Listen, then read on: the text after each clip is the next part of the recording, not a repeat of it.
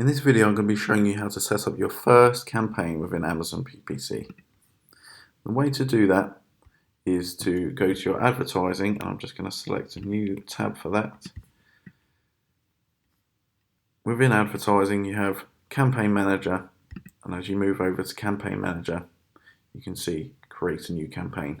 Now I have a number of campaigns already running, but we're going to be starting from scratch today. Then you need to select a product that you would like to advertise. So I'm going to go over to my listings and I'm going to click the ASIN of one product that I'd like to advertise, which is the same weightlifting belt. Go into your campaign manager and click create campaign.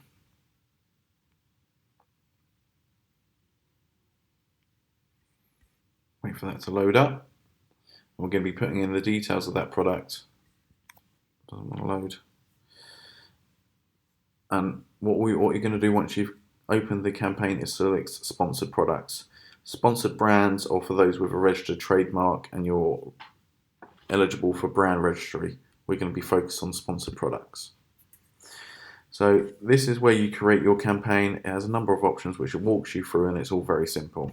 You have to create a campaign name, which is important if you're going to create a number of different campaigns or have different products to advertise. So I'm going to simply put Gym Belt Broad Match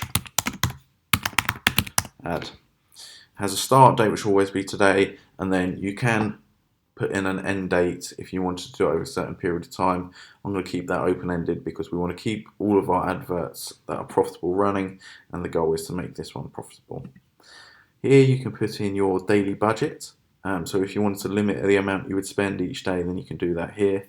What I would say is the more budget you can spend, obviously if you can do that profitably the better, but also Amazon will essentially appreciate the higher budget and they will allocate you a higher quality of click and may boost you up the search results more. If you only had a £5 or $5 a day limit, they may not give you the most profitable, the best keywords. They may limit you to the lower performing ones, and you may end up further down the search results instead of being up the top.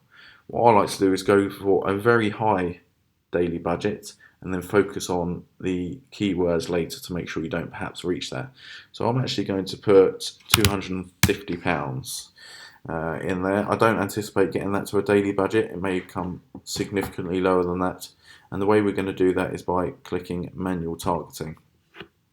Now you can go for automatic targeting, and what that means is Amazon will essentially select itself the keywords that your product will be presented in front of in the search results.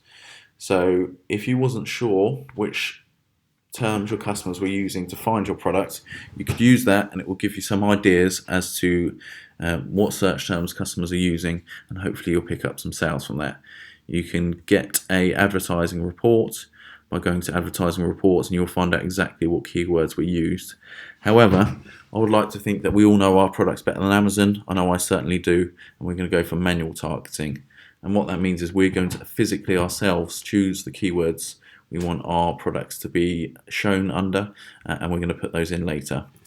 You can create different ad names for different types of advertisements. So you could use a broad match campaign, a phrase match, or an exact match, and we'll go into that later.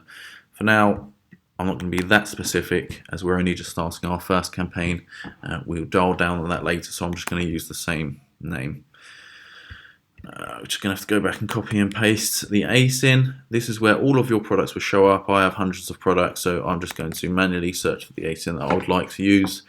This being a weightlifting belt, it has 4 different sizes, so I'm going to add all of the variations in there, and as you can see they come up. This is the products that we will be advertising for. It will not advertise any of our other products, and it will just make sure that it's this one product that we're focusing on, and it will only show these and sell these products. Here you have the bid type. Dynamic bids down will mean that you set a bid for each keyword. It's different to our daily budget. That's how much you could spend in a day. This here is the bid we will spend on each keyword or phrase that customers use to find your products. It's put a default bid in of 50p. You may choose to move that up and down. In fact, it's actually provided a suggested bid of 91 pence. we're going to go for manual targeting on our bids, so we'll be leaving that on, changing that later, so I wouldn't worry too much. What the dynamic bids is it will actually lower your bid down if it means you're going to get more sales or more clicks to your products. So you won't necessarily spend all of the 50p for every click. If you have a quite a rare search term, not many other people are using, it could be as low as 2 or 3 pence, 20 pence, or up to 50p. You won't spend any more than 50p on a bid. Dynamic bids up and down is a maximum of 100% movement on your bid, upwards or downwards. So you could spend up to £1 on any one click, and then it will go down as low as 1 pence. I want to control how much we're going to spend. I would recommend you do too, and only go for down only, for now at least. And then fixed bids is manually how much you will spend for each bid, and I don't ever touch that one either. Here, there are 2 different types of targets that you can use to search. The first one being keyword targeting, the second one being product targeting. Keywords is searching or putting in terms such as weightlifting belt, and that's what you will come up under the search results for. Product targeting is you can actually target other sellers' listings. So here again is my belt that we're going to be looking to advertise on, which is at number 5 within the search results. Within the top 100, it's doing very well. But if you wanted to actually advertise on the number 1 seller's listing, they actually have adverts down here, as you can see, sponsored products related to this item. So here's one of mine. It's a different belt, it's a leather belt, but that's showing up on their actual page. So you're targeting an individual product or brand to advertise under. We're going to go into that later. For now, we're going to go with a keyword target. In the keywords, it will come up with suggested keywords based on your product, what they know about the product and the data that you've put in there. So that can be very useful, again, if you're trying to find extra search terms for your product. It's probably got hundreds in here. Some of them are going to be very useful, but again, I know exactly what my customers are searching for, so I'm going to manually enter the keywords I want to come up under. There's 3 different match types for what you're going to advertise to. Broad match being, if I was to type in one of the key phrases, which would be weightlifting. Oh, did you get in there?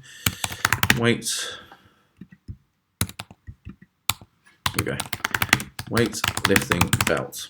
So that's one of the key search terms customers will use to find my product. With broad match, it will select your product to be available for any customer that types in really any of those words within the search results. It doesn't even necessarily have to be all of those, and it certainly doesn't have to be in that order. As long as it had like weight and belt, you would come up under the search results under the broad match. So using the same search term, a phrase match would mean that you use all of these individual words, but it doesn't necessarily have to be in that order. So it could be weight belt lifting or lifting belt weight, and you would still come up in the search results. An exact match will be exactly as you type it in, with no spelling errors, the exact spacing, weightlifting belt. Someone will need to type in that exact search term for your product to show up in the search results. What I would suggest doing, with this being our first campaign, is start with a broad match, type in weightlifting belts, and then later we can dial down and create new campaigns or different adverts with a phrase match and an exact match once we know that we're getting results off of this particular search term. So what you want to do here is type in as many different keywords as you can find. As it says, there's a load here. You could add all of those, but you want to make sure that they're all relevant. You could go through individually. So for example, just from the beginning, you got weightlifting belt, which is the one I've chosen, powerlifting belt, gym belt. I would look to use all of those. However, there will be more direct search terms related to my brand, such as weightlifting belt neoprene, which is the fabric of this particular belt. What you want to do here is find as many searches as possible for your product.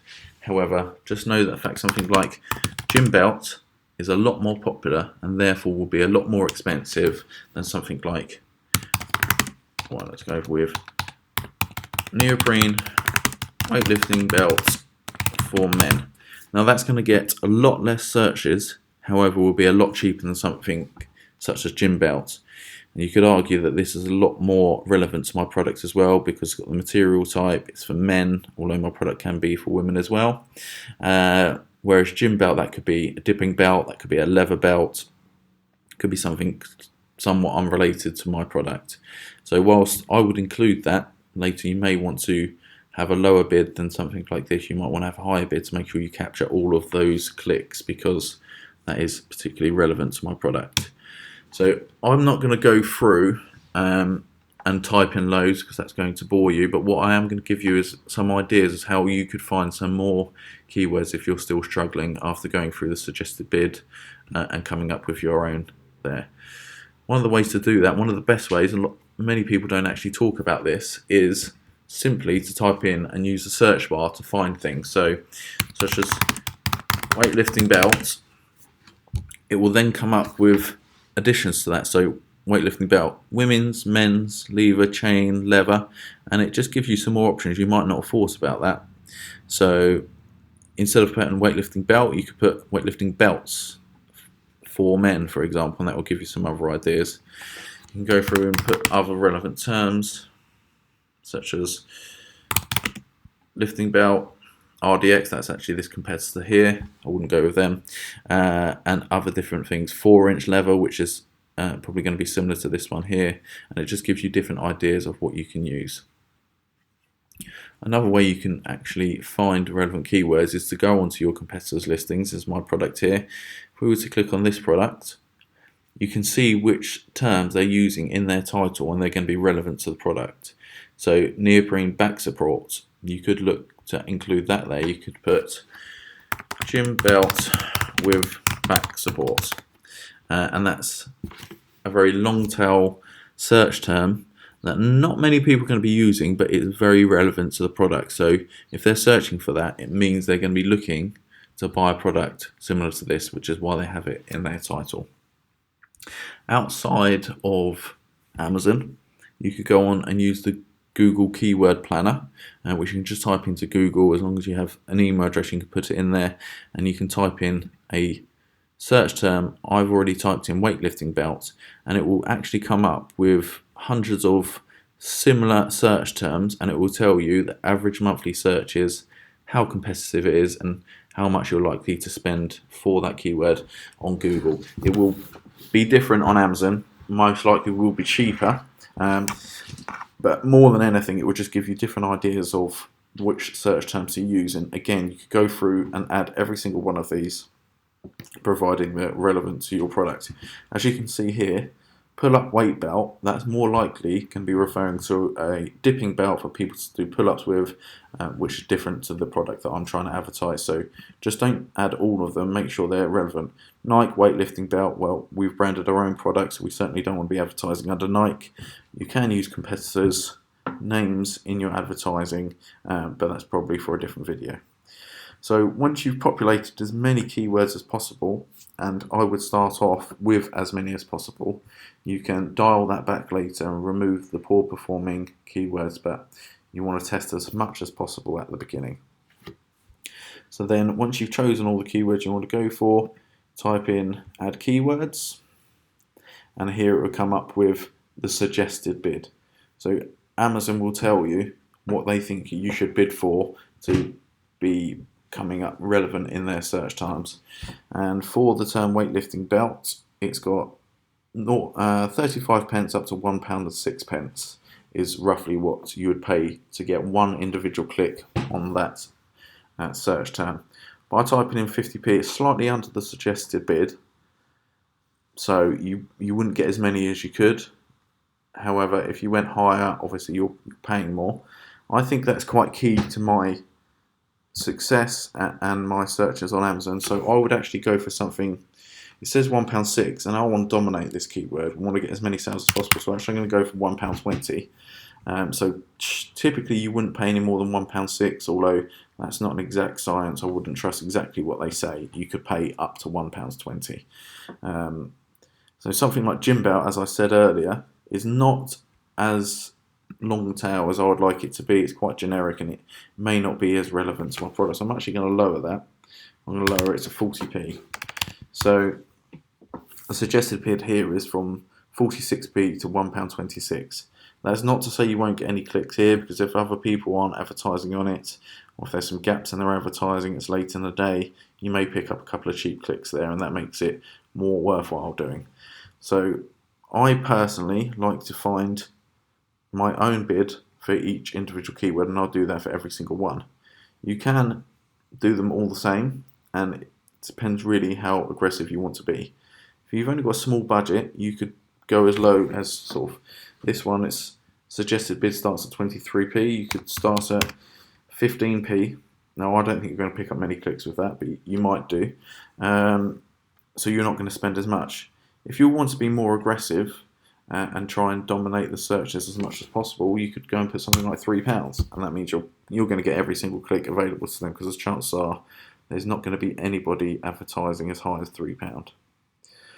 So moving down onto the negative keywords, this is search terms that you do not want your product to show up for. So as I've said previously, my weightlifting belts, there's other belts similar, like this one here is a dipping belt. So it has the chain, it's essentially for people to do pull-ups and dips for in the gym, whereas this is more for back support, doing exercises such as squats. So you don't want to show up for a dipping belt. So what I would put in here is I put weightlifting dipping belts, and that will mean that if someone searches for that in any capacity, my product will not show up, because I do not want to be shown for that, because chances are people aren't going to buy. And you add those in to make sure that's there, and then you press launch campaign.